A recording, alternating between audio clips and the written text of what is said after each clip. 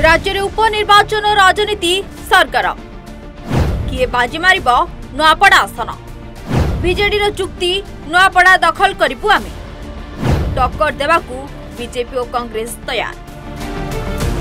नुआपड़ा उपनिर्वाचन को नहीं राज्य राजनीति एवं सरगरम हेबार लगिलानी। बीजेपी सरकार रे राज्य देखिब प्रथम उपनिर्वाचन। राजेंद्र ढोलकिया मृत्यु पर खाली पड़िथिबा नुआपड़ा आसन रे अनुष्ठित हेब उपनिर्वाचन। किए दखल करिब नुआपड़ा कहा मुंडरे विजय मुकुट पिंधाइबे नुआपड़ावासी ताहा तो समय कहिब। किंतु केउ दलरू किए प्रार्थी हेबे से नहीं चलिछि कैलकुलेशन। सबु सज्ज सरिछि खाली ना घोषणा को अपेक्षा। सबु राजनैतिक दल निज निज बल कसिबा आरंभ कर सारे। बीजेडी दंभक्ति पुणी बाजी जितिबा बीजेडी। सबु दलर प्रार्थींकर चूड़ांत घोषणा बाकी रही। वर्तमान सुधा तीन दलर प्रार्थी स्थिर होई नथिले सुधा विजय नहीं दलर वरिष्ठ नेता ए दंभक्ति प्रकाश करछन्ति। उपनिर्वाचन जेतेबेले भी हेब बीजेडी संपूर्ण प्रस्तुत बोली दल कहिछि। सेपटे बीजेपी सरकार को आसिबा परे एहा तार प्रथम उपनिर्वाचन। नुआपड़ा को निज अतियार को नेबा पाई दल निजर पूरा जोर लगाइब। खाली सेतिकि नुहे बीजेपी सभापति मनमोहन सामल नुआपड़ा गस्त करिबा परे अनेक बीजेडी नेता और कर्मी बीजेपी रे जोग देइतिबा कहा जाउछि, जहा वोटर को ऊपर मध्य प्रभाव पकाई पारे। एबे नुआपड़ा हातेइबा नै रेस रे कांग्रेस को मध्य अणदेखा करा जाई न पारे। 2024 साधारण निर्वाचन रे जेतेबेले राज्य रे सरकार रो परिवर्तन हैला किंतु नुआपड़ा रे बीजेपी को तृतीय स्थान रे देखिबा को मिलला। तेनु मोटामोटी भाव रे कहबाकू गले एथर नुआ सरकार रे राज्य देखिबो त्रिस्तरीय उपनिर्वाचन। आमे एकथा एथिपई कहूछु 2024 निर्वाचन रे बीजेडी नुआपड़ा दखल करिथिला। स्वर्गत विधायक राजेंद्र ढोलकिया जेतेबेले 61,822 खंड भोट पाई बृहत विजय हासिल करथिले। आ एही सीट रु कांग्रेस आसन रु घासीराम माझी 45,317 खंड भोट पाई द्वितीय स्थान रे रहिथिले। आ बीजेपी पक्षरु होम सिंह माझी 29,490 भोट पाई तृतीय स्थान रे रहिथिले। तेणु राज्य में कांग्रेस तृतीय स्थान रे थिले मध्य उपनिर्वाचन रेस रे कॉम्पिटिटर रहिबो बोली राजनीतिक विशेषज्ञ माने आकलन करिसेंति।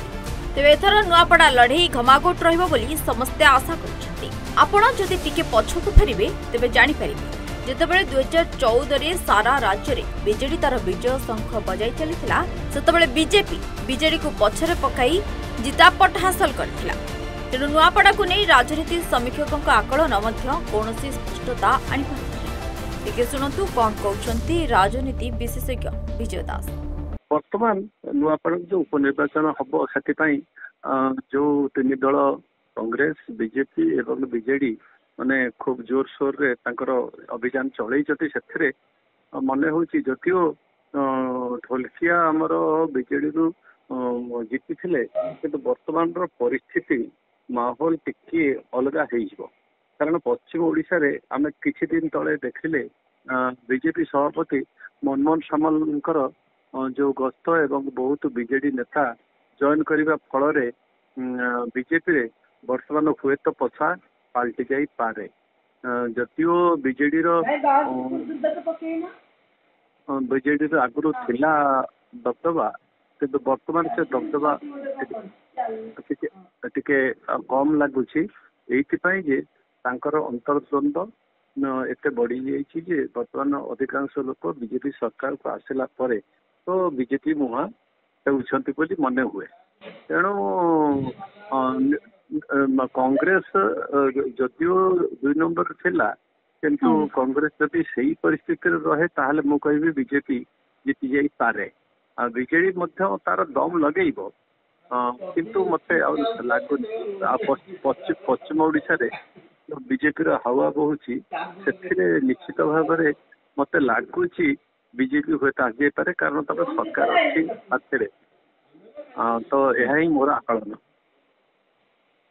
अच्छा अच्छा आम जब देखा 65,647 भोट पाई बीजेडी कांग्रेस पाई 45,317 खंड भोट और बीजेपी 3 नंबर रे जेहेतु राज्य सरकार कर बीजेपी किंतु नुआपड़ा देखा गले तार दबदबा सेटा किसी खास नथिला तार प्रदर्शन किसी भल नथिला। ହଁ ସେତେବେଳେ ନଥିଲା କିନ୍ତୁ ବର୍ତ୍ତମାନ ପରିସ୍ଥିତିରେ କିଛି କରିହେବ। ହଁ ସେଇଟା ହଉଛି କଥା ଯେ ରାଜ୍ୟରେ ଯେତେବେଳେ ସରକାର ଅଲରେଡି କରିଛି ଏବଂ କିଛି ୟା ଭିତରେ ଜଏନ୍ କରିଛନ୍ତି, ଯଦି କଂଗ୍ରେସର ଭୋଟ ଇଣ୍ଟାକ୍ଟ ରୁହେ ବା କିଛି କମିଯାଏ ତାହେଲେ ବିଜେପି ଏଠି ବାଜିମାତ କରିବ, କାରଣ ସରକାର ତାଙ୍କ ଏଥିରେ ଅଛି ନା।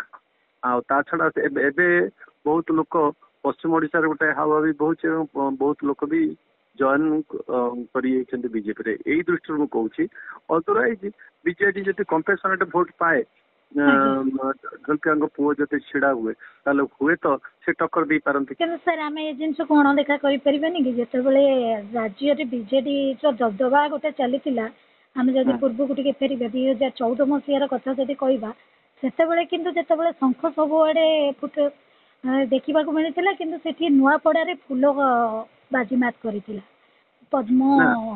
ହଁ ହଁ ସେଇ କଥା ମୁଁ କହୁଛି, ଯେତେବେଳେ 14ର ଇଲେକ୍ସନ କୁ ଆଉ ଆଜିର ଇଲେକ୍ସନ କୁ ଟିକେ ଆପଣ ଗଭୀର ଭାବରେ ଅନୁଧ୍ୟାନ କଲେ ଜାଣିପାରିବେ ସେଠି ଲୋକମାନେ ଟିକେ ଭୋଲାଟାଇଲ୍। ଆଉ ତାପରେ ବିଜେଡି ନୂଆପଡା ପାଇଁ ଯେତେ ସବୁ କହିଥିଲା କରିବାକୁ, ଯେତେ ପ୍ରଗତିର କଥା ବିକାଶର କଥା କହିଥିଲା, ହୁଏତ ସବୁଗୁଡାକ ହେଇନାହିଁ। ତାଙ୍କ ହାତରୁ ସରକାର ଗଲା ପରେ ମୁଁ ଭାବୁଛି ଲୋକ ଟିକେ ବିଜେପି ମୁହାଁ ହେବେ ଏବଂ ବିଜେଡିର ଯଦି କମ୍ପେସନେଟ୍ ଭୋଟ ଯଦି ନେଇପାରନ୍ତି, ଢୋଲକିଆଙ୍କ ପୁଅ ଯଦି ସେ ପ୍ରାର୍ଥୀ ହୁଅନ୍ତି ଏବଂ ସେ ଯଦି ନେଇପାରନ୍ତି ତାହେଲେ ହୁଏତ ପଟ ପରିବର୍ତ୍ତନ ହେଇପାରେ। ସିମ୍ପାଥି ଭୋଟ କିଛି କାମ ଦବ ସାର୍? କିଛି ତ କାମ ଦିଏ, ଏମିତି ନୁହେଁ ଯେ କାମ ଦବନି, କିଛି ତ କାମ ଦିଏ। କିନ୍ତୁ ରାଜନୀତିର କଥା, ରାଜନୀତିରେ ଯଦି ବହୁତ ଜାଗାରେ ଦେଖାଯାଇଛି ଯେ କମ୍ପେସନେଟ୍ ଭୋଟରେ ମଧ୍ୟ ବିରୋଧୀ ଦଳ ଜିତି ଯାଇଛି ବା ଇଲେକ୍ସନରେ, ଏମିତି ବି ହେଇଛି। ତ କିଛି ଅସମ୍ଭବ ନୁହେଁ, ତଥାପି କିନ୍ତୁ କଂଗ୍ରେସକୁ ବି ମାନେ ଆମେ ଅଣଦେଖା କରିପାରିବା ନାହିଁ, କାରଣ କଂଗ୍ରେସର ଭୋଟ ଯୋଉଭଳି ଭାବରେ ରହିଛି ଯଦି ଇଣ୍ଟାକ୍ଟ ରହେ ତାହେଲେ କିଛି ବି ହେଇପାରେ। କିନ୍ତୁ ମୋର ଚାନ୍ସେସ୍ ବିଜେପି ଆମେ କହିପାରିବା କି ସାର୍ ମୋଟାମୋଟି ଭାବେ? ଆମେ କହିପାରିବା କି ମୋଟାମୋଟି ଭାବେ କି? କିନ୍ତୁ ଏବେ ବି ମଧ୍ୟ କୌଣସି ଭୋଟ ନ ପଡିଲା ପର୍ଯ୍ୟନ୍ତ କୌଣସି କଥା ସ୍ଥିର ହେଇକି ଆମେ କହିପାରିବା ନାହିଁ, ସ୍ଥିର କିଛି କରିପାରିବା ନାହିଁ। ଫଳାଫଳ ହିଁ ସ୍ପଷ୍ଟ କରିବ, କିନ୍ତୁ ଆକଳନ ଯୋଉଟା ରହୁଛି ଆମେ ଏଇଟା କହିପାରିବା କି ଲଢେଇ ହବ?